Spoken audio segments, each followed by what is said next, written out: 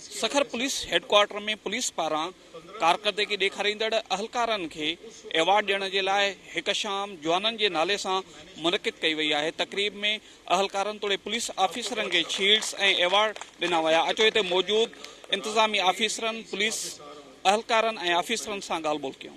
ॾिसो मेन मक़सदु इहो त गुज़िरियल 6 महीननि खां वठी असांजा जवान मुसलसल ड्यूटी में मुसलसल राउंड द क्लॉक ये जो मार्च का अॻिते ताईं पूरनि 5 खां 6 महीननि जो पीरियड रहियो। इन में जवान असांजे कोविड सां फाइट कंदा रहिया, SOPs ते अमल कराईंदा रहिया।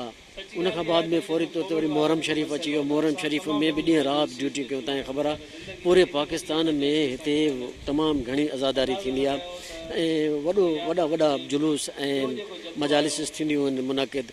उन्हनि जी सेफ्टी उन्हनि जी सिक्योरिटी लाइ ॾींहुं राति असांजे जवाननि कमु कयो आहे। हाणे कुझु कम खां थोरी फुर्सत मिली आहे। सोचियोसीं त हिन सभिनी जवाननि खे बेसिक कमु त असांजा जवान था कनि, बेसिक कमु असांजो सिपाही थो करे, जेको वीचारो स्ट्रीट ते बीठो आहे, जेको रोड ते बीठो आहे, जेको जुलूस जे अॻियां पुठियां साइड खां जेके हिफ़ाज़त था कनि। शहीद बि ज़्यादा वीचारा उहे था थियनि, उस में बि उहे बीठा आहिनि। त असां सभिनी सोचियोसीं त उन्हनि जवाननि जी असां हिमत अफ़ज़ाई कयूं, उनखे शाबाशी ॾियूं, उनखे सर्टिफिकेट ॾियूं, ताकी उन्हनि जी थोरी हौसला अफ़ज़ाई बि थींदी ऐं उन्हनि जी कमिटमेंट ऐं डेडिकेशन लेवल अञा वधंदी। साईं तमामु ख़ुशी जी ॻाल्हि आहे। मुतवातिर कोविड वारो जेको मामिलो हो, मसइला हुआ, उन खां पोइ वरी मुहर्रम हो ऐं मुहर्रम बि रोहिड़ी जो मुहर्रम ऐं ख़ैरपुर जो मुहर्रम तमामु ॿ वॾा इवेंट आहे। उन खां पोइ पुलिस जो जेको रोल आहे डिस्ट्रिक्ट एडमिनिस्ट्रेशन जो आहे। मुंहिंजे ख़्याल में हीउ जेको अॼु जो इवेंट आहे इरफान समो साहब SSP सखर जेको कयो आहे, इंतिहाई क़ाबिल सताइश आहे। इन सां जवान जेके आहिनि पुलिस जा उनजी इंकरेजमेंट थींदी ऐं वधीक महिनत सां कमु कंदा। एडमिनिस्ट्रेशन पुलिस जो हिकिड़ो गॾियल हिकिड़ो कमु आहे, गॾियल तावन सां सभु कुझु थिए थो ऐं मुंहिंजे ख़्याल में अहिड़ियूं तक़रीबूं थियणु खपनि त हुननि खे महसूसु थिए त उन्हनि जो बि को ॿुधण वारो आहे, उनखे बि एप्रिशिएट को करण वारो आहे। की जो शाम है ये पुलिस के जवानों के नाम है, उन जवानों के नाम जो कि दिन रात सर्दी गर्मी की परवाह किए बगैर अपना जो फ़राइज़ हैं वो सर अंजाम देते हैं और उस फ़राइज़ के अंजाम दही के दौरान उनमें से कुछ लोग तो अपनी जान का नजराना भी पेश कर देते हैं। तो मैं ऐसे तमाम जवानों को जो अपने फ़र्ज़ मनसबी से किसी भी लम्हे गाफिल नहीं होते, मैं सलाम पेश करता हूँ और मैं SSP सक्कर का शुक्रिया अदा करता हूँ कि उन्होंने इस तकरीब का इनेकाद किया। जी 2015 में यहाँ DIG सक्कर भी रह चुका हूँ और अब एज एडिशनल IG आया हूँ। मैंने एक बहुत ही अच्छा चेंज सक्कर पुलिस में देखा। बहुत ज़्यादा ड्यूटीफुल हैं, बहुत ज़्यादा डिसिप्लिन हो चुका है और जो मैंने मुहर्रम और कोविड में ड्यूटीज़ देखी हैं, मेरा सलाम है इन जवानों को। बहुत अच्छा काम किया और हम बिल्कुल हमारा सर फ़ख्र से बुलंद उस वजह। बहुत अच्छा हुआ कि इनके लिए फंक्शन आज का ऑर्गेनाइज किया गया। मेरे ख्याल में ऐसे और भी फंक्शन होने चाहिए क्योंकि असल में हमने तो सिर्फ पॉलिसी ले डाउन कर, काम सिर्फ और सिर्फ जवानों ने करना होता है। अॼु जी शाम जेका आहे उहा सखर पुलिस जी जवान जे नाम असां कई आहे। इनमें सखर पुलिस जी जेका सीनियर कमांड आहे, district administration, civil society, media, उहे तमामु एप्रिशिएट करण लाइ जवाननि खे अॼु असां मौजूदु आहिनि।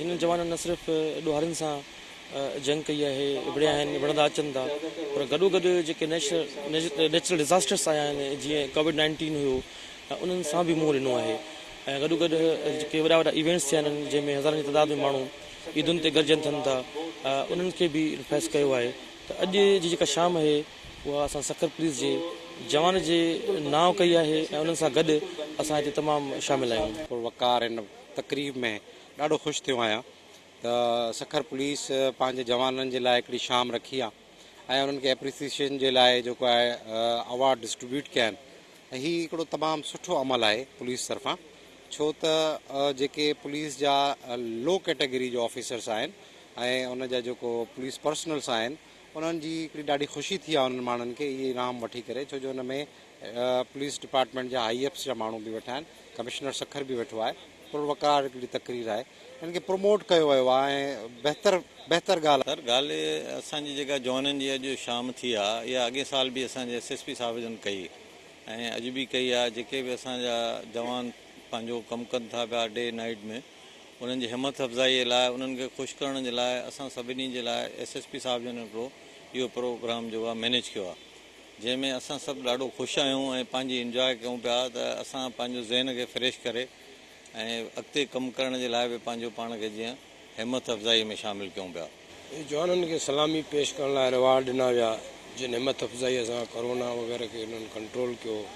सलाम आहे उन्हनि जवाननि खे जेके शहीद थिया, जेके बम डिस्पोजल पने अकिल में, इन में जेको SSP साहिबु जिन किरदारु अदा कयो आहे, सलाम आहे उनखे, सलूट आहे उनखे जंहिं एॾे वॾे पैमाने ते जवाननि जी हिमत अफ़ज़ाई कई आहे।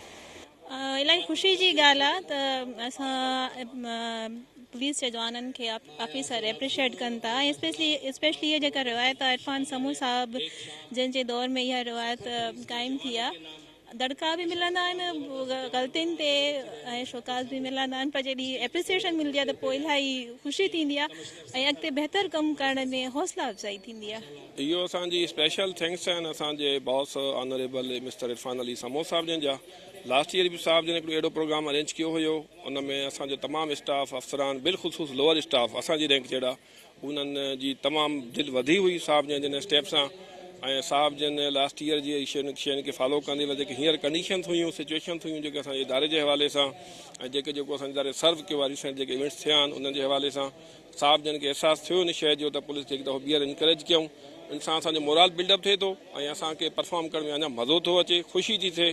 पुलिस नौजवाननि सां मल्हायल शाम में मज़ाहिया प्रोग्राम महफ़िल मौसीक़ी सां गॾोगॾु पुलिस अमलदारनि ऐं अहलकारनि में शील्ड्स ऐं सनदूं पिणु तक़सीम कयूं वयूं।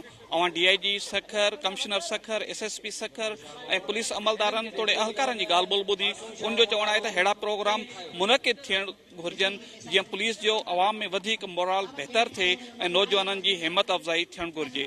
कैमरामैन सिकंदर अली ऐं नज़ीर चांडियो सां गॾु अनस गांगरो, KTN न्यूज़ सखर।